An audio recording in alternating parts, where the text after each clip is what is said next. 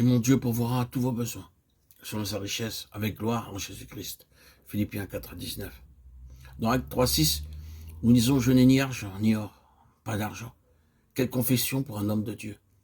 Cependant, il ne le dit pas pour se défendre. Pierre est joyeux parce qu'il possède déjà la réponse. Mais ce que j'ai, je te le donne. Au nom de Jésus-Christ de Nazareth, lève-toi et marche. Nous aussi, nous pouvons utiliser l'autorité et la puissance du nom du Seigneur Jésus-Christ.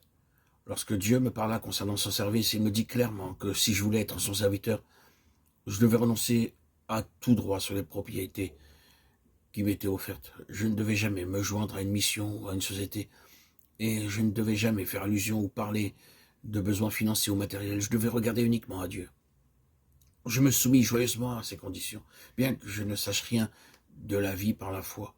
Avec cette foi, je revins en Inde. La question est la suivante. Êtes-vous sûr d'être dans la volonté de Dieu? Êtes-vous sûr dans le plan de Dieu? S'il en est ainsi, la question est réglée. Dieu s'est engagé. Dans le chapitre 4, nous voyons un autre obstacle, tout à fait différent. Au verset 17, il fut interdit aux apôtres de prêcher au nom de Jésus. Mais malgré les menaces, les apôtres continuèrent à témoigner hardiment par le Saint-Esprit que nous ne pouvons pas ne pas parler de ce que nous avons vu et entendu.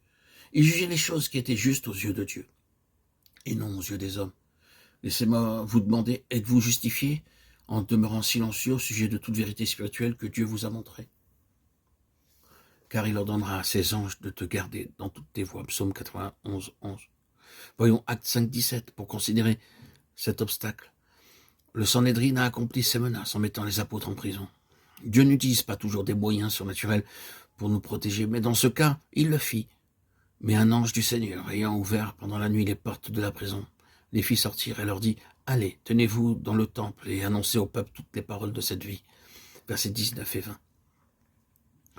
Nous verrons dans le chapitre suivant l'obstacle du murmure, là où l'œuvre de Dieu progresse, se trouvent inévitablement des murmurateurs. Les apôtres reconnurent que leur tâche essentielle était le ministère de la parole et la prière, et sous aucun prétexte, ils ne devaient abandonner cela pour servir aux tables. Ils ont été faussement accusés. Actes 7, 54-55. Étienne, cet homme de Dieu, était rempli du Saint-Esprit.